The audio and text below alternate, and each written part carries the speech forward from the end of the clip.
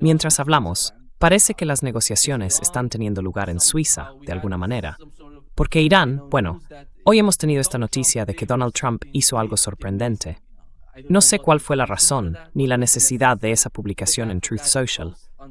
Imagina, envías a tu vicepresidenta a Suiza y luego publicas algo como Irán debe detener de inmediato a sus bien pagados aliados en Líbano que están causando problemas. Si no lo hacen, golpearemos a Irán con mucha más fuerza, igual que la semana pasada, pero más duro. Eso claramente cruza la línea del primer punto del memorando de entendimiento.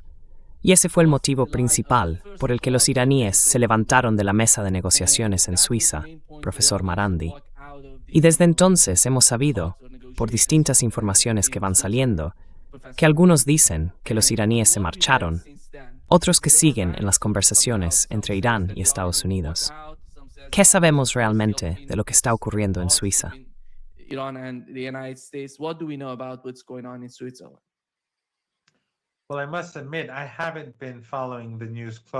Bueno, tengo que admitir que no he estado siguiendo las noticias de cerca porque esta noche he estado en uno de esos mítines. Y antes de eso, estuve en Al Mayadeen haciendo una entrevista que creo que grabé anoche con Larry.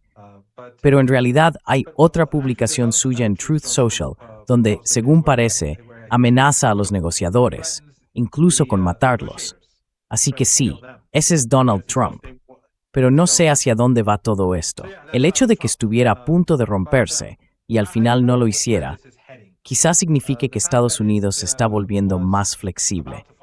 Estamos oyendo algunos informes. De nuevo, todo esto está en Internet y no sé si es cierto o no. Nos llegan algunas informaciones de que los israelíes están hablando de una especie de retirada parcial. ¿Qué credibilidad tiene eso? Ni idea. Y no tengo ninguna comunicación con nadie de la delegación iraní. Como he dicho, ni siquiera he estado siguiendo las noticias.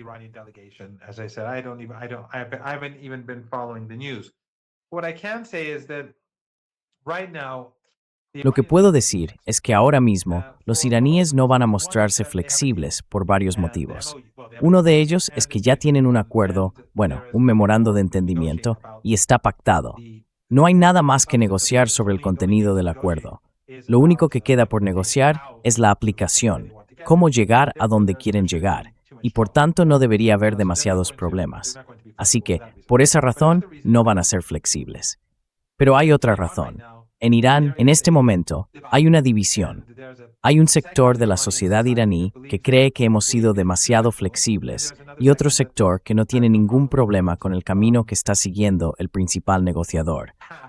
En los últimos 2 o 3 días ha habido cierta polémica y esa división se puede ver claramente en las calles.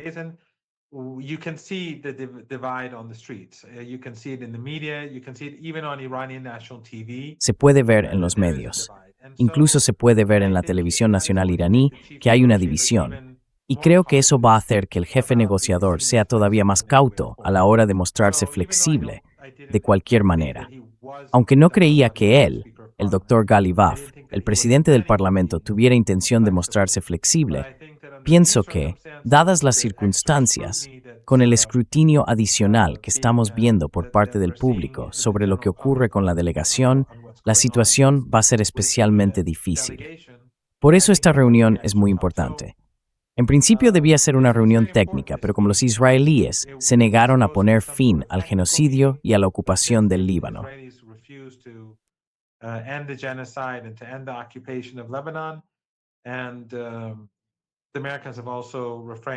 Y los estadounidenses también se han abstenido de eliminar las exportaciones de petróleo y energía de Irán del régimen de sanciones.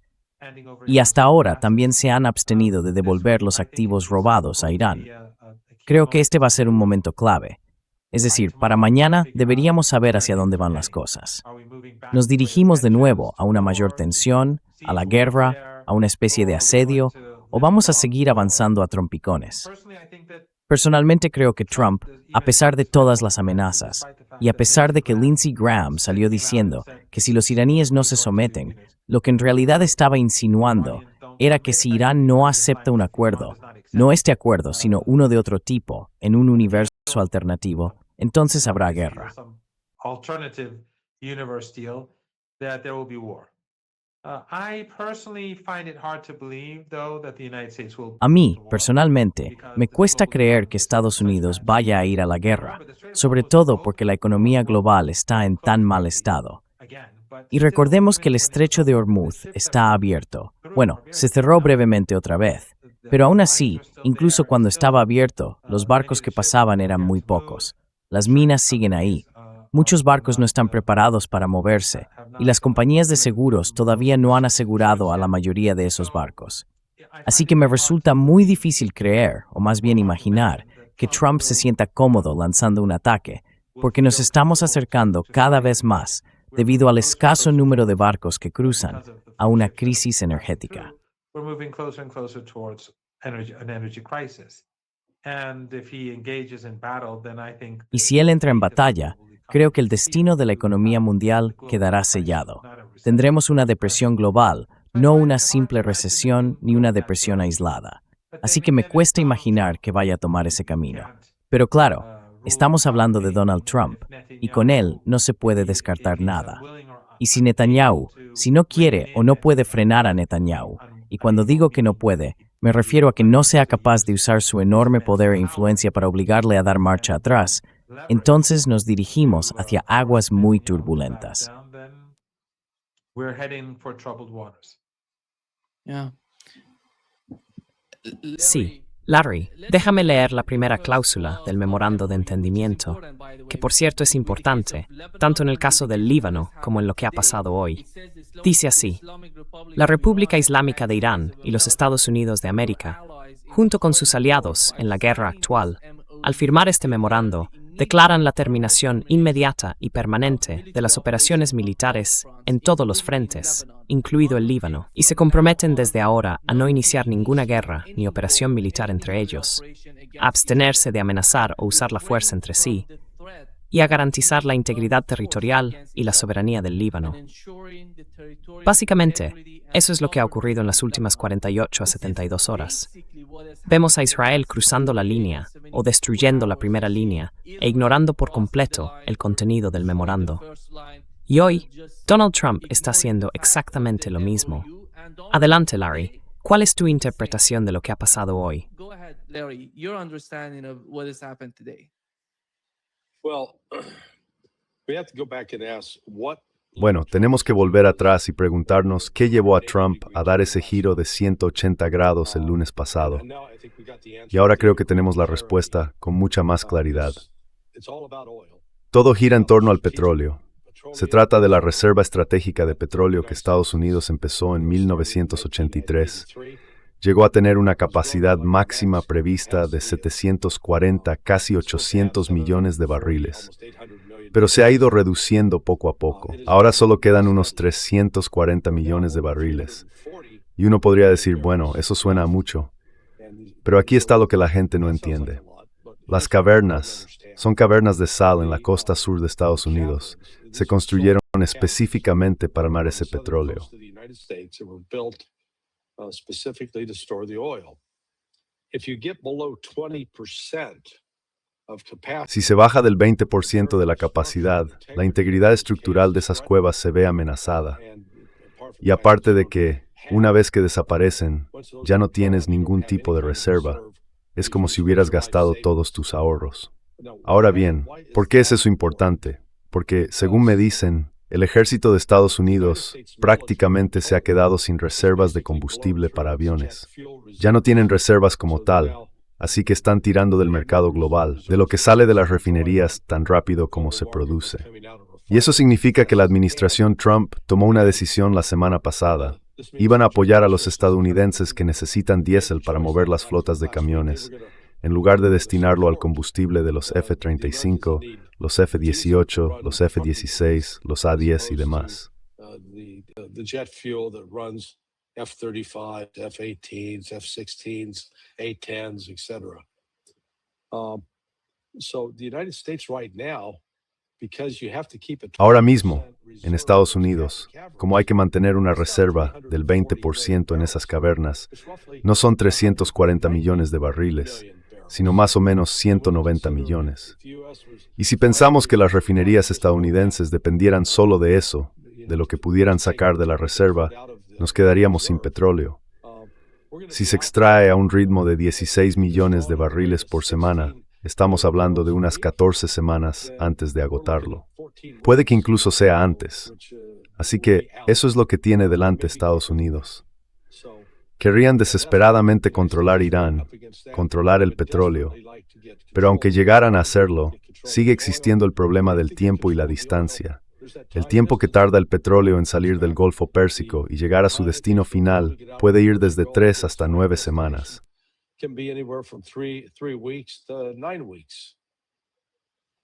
Yeah. I think that's related. Creo que eso está totalmente relacionado con el estrecho de Hormuz. Y profesor Marandi, ¿cuál es la situación del estrecho de Hormuz en este momento? Professor Mandy asked Donald Trump dice que está abierto. Donald Trump says it's open. Well, again, I haven't been following the news Bueno, today that much. la verdad es que hoy no he estado siguiendo mucho las noticias, pero ayer se cerró el estrecho de Hormuz. Antes de eso, ya se había limitado el número de barcos que podían pasar. Los iraníes les han dicho a los capitanes que para salir del estrecho tienen que usar una ruta concreta y les han advertido de que si no la siguen, se meterán en problemas. Así que, desde que se reabrió el estrecho, el número de barcos que lo cruzan ha sido muy limitado y ni de lejos basta para cubrir las necesidades económicas globales. Y luego, Vance salió en televisión presumiendo. Vance went on television and was gloating. I think he said that yesterday 17 million barrels. Creo que dijo que ayer se exportaron unos 17 o 18 millones de barriles de petróleo desde el Golfo Pérsico. No estoy del todo seguro de la cifra exacta. Casi todo ese petróleo es iraní, porque ayer Irán envió 10 petroleros a través del estrecho de Hormuz.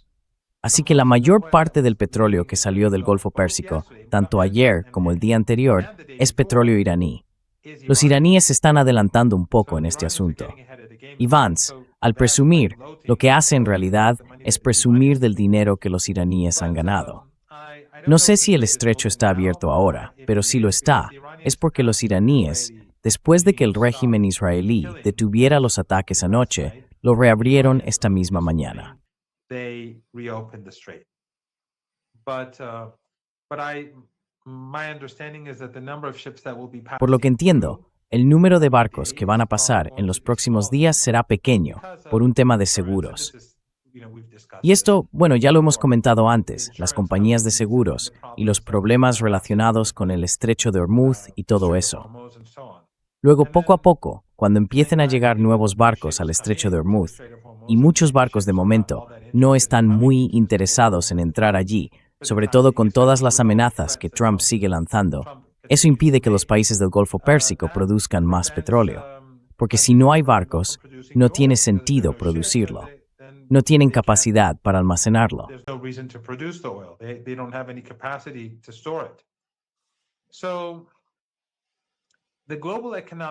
Así que la situación económica global va a empeorar.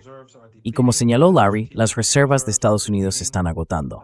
Otras reservas estratégicas también se están agotando. Además, los últimos cientos de millones de barriles de petróleo de las reservas estadounidenses no se pueden extraer fácilmente por la forma en que están almacenados. Así que en realidad no queda mucho. Y luego están las reservas del sector privado, de las grandes corporaciones, que también se están reduciendo.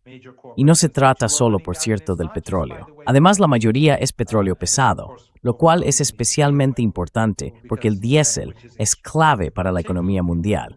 Y el diésel proviene del petróleo pesado.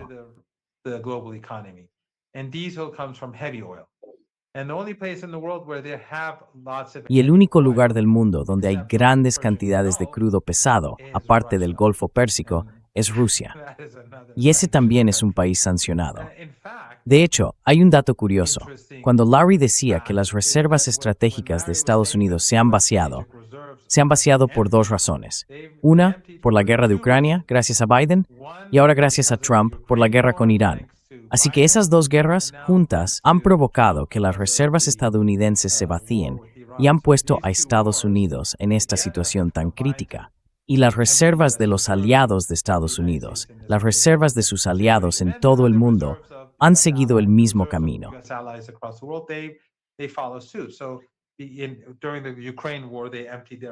Durante la guerra de Ucrania, vaciaron sus reservas para mantener bajo el precio del petróleo, y ahora han estado haciendo lo mismo, hasta el punto de que prácticamente no les queda nada. Es una situación muy mala. Y el hecho de que tan pocos barcos estén pasando por el estrecho de Hormuz significa que la vulnerabilidad de Estados Unidos seguirá siendo alta. Si además el país intensifica las hostilidades con Irán, podrían cerrar el estrecho o ralentizar el paso de los barcos que transitan por esa ruta comercial. Es una situación terrible para Trump, y por eso su comportamiento tan duro en este momento, a menos que esta noche haya algún tipo de flexibilidad de la que aún no sepamos nada. Si sigue adelante, va a causar un daño enorme a Estados Unidos.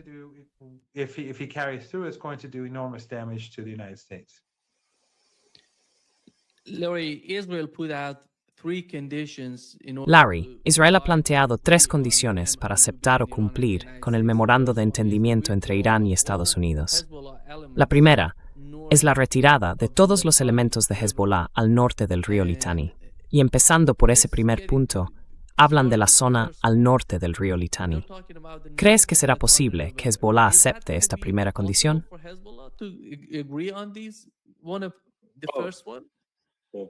No, not at all. And let's emphasize there. No, en absoluto. Y volvamos a subrayar lo que está ocurriendo en Estados Unidos con el tema del petróleo, porque eso está limitando sus decisiones militares. Ahora mismo el país se encuentra en un momento decisivo. Tiene que elegir entre seguir produciendo suficiente diésel para mover los camiones que transportan alimentos, electrodomésticos y todo lo que la gente necesita, desde los centros de distribución hasta las grandes tiendas, como Costco, BJ's o Price Club. O usar ese petróleo para fabricar combustible de aviación, que es el que alimenta a los aviones de combate estadounidenses. Lo que le han dicho a Trump, y un amigo mío, que es analista energético, lo resumió así, es lo siguiente.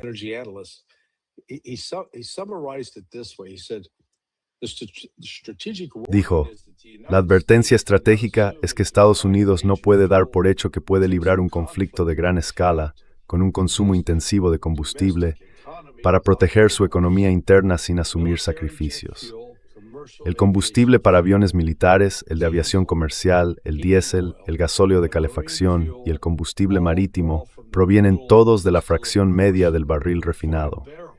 Las refinerías pueden ajustar la producción, pero no pueden maximizar de golpe el suministro de todos esos productos a la vez.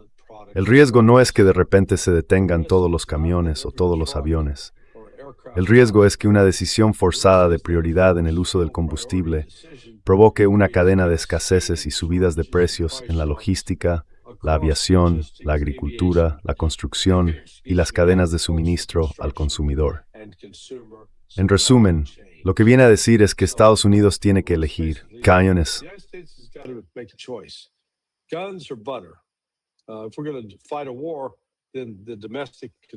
Si vamos a entrar en una guerra, los consumidores nacionales van a sufrir y mucho, tanto en Estados Unidos como en Europa. Pero si llegamos a un acuerdo negociado, hay una forma de evitar parte de esos golpes, cumpliendo, ya sabes, con los detalles de ese memorando de entendimiento. Esto es Trump. Trump sigue mostrando un comportamiento muy errático. Está completamente disperso con este tema. Dice que ha hablado hoy con Irán, pero no he visto ningún registro de eso, aparte de su propia afirmación de que ha hablado con el ayatolá.